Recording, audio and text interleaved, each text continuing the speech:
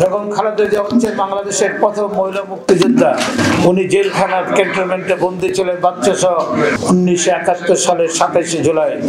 বেগম মুজিব রাও ফরমান আলীর সাথে আলাপ আলোচনা করে দেখা করে তার প্রিয় কন্যা শেখ হাসিনার জন্য সুচিকিৎসার ব্যবস্থা করে সেদিন ডাক্তার সুফিয়া ওয়াদুদের নেতৃত্বে উনি ছিলেন ঢাকা মেডিকেল কলেজের গাইনির প্রধান।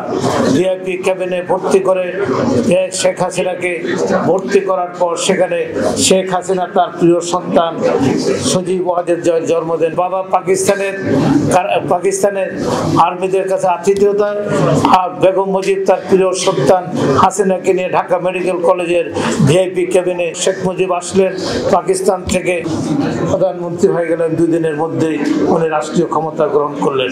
মৌলানা ভাসানীকে বললেন, মুজিব, মহাত্মা গান্ধী যেভাবে ভারতের নেতা রয়ে গেল, তুমি সেভাবে থাকো, একটা জাতীয় সরকার গঠন করো।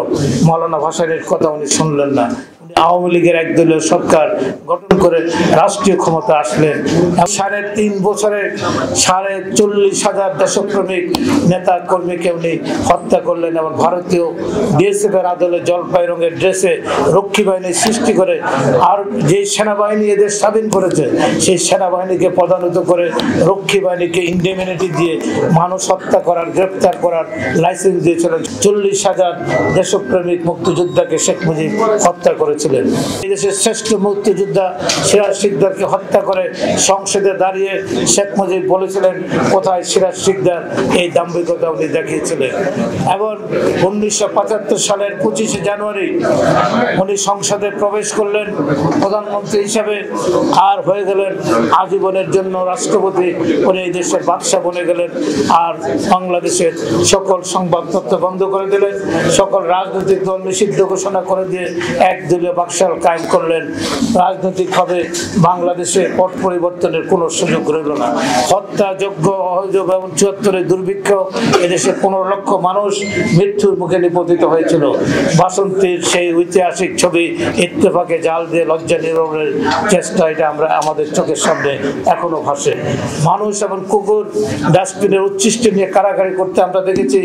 মানুষ কাফনের কাপড়ে কলা পাতা দিয়ে দাফন করতে দেখেছি। শেখ মুজিবের নির্মম ইতিহাস, সেদিন শেখ মুজিব বাংলাদেশের রাষ্ট্রীয় ক্ষমতার পট পরিবর্তনের কোনো সুযোগ সুবিধা শেখ মুজিব অবশিষ্ট রাখে নাই।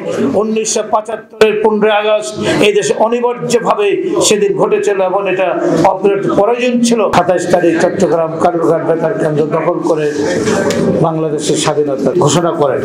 এই স্বাধীনতার ঘোষণার মধ্যে দিয়ে বাংলাদেশের মুক্তিযুদ্ধ শুরু হয়েছে, অন্য কারো ঘোষণার মধ্যে দিয়ে। এই স্বাধীনতার ঘোষণা দিয়ে কিন্তু মেজর জিয়া খান তল নেই। উনি সেদিন ওনার প্রিয় সহধর্মিনীকে টেলিফোনে 8ম ইস্ট বেঙ্গল রেজিমেন্টের গ্যারিসনে বলেছিলেন, যেভাবে পারো 2টি সন্তানকে নিয়ে তুমি এই গ্যারিসন থেকে পালিয়ে ঢাকা বা কোথাও তোমার আত্মীয় স্বজনের কাছে যদি যেতে পারো তাহলে চলে যাও, যে স্বাধীন হলে দেখা হবে, আগে দেখা হবে। 2টি নাবালক সন্তান তারেক রহমান এবং আরাফাত রহমান কোকোসহ বেগম খালেদা জিয়াকে পাক আর্মি বন্দি করে ক্যান্টনমেন্ট নিয়ে যায়। বেগম খালেদা জিয়া হচ্ছেন বাংলাদেশের প্রথম মহিলা মুক্তিযোদ্ধা। উনি জেলখানার ক্যান্টনমেন্টে বন্দী ছিলেন বাচ্চা সহ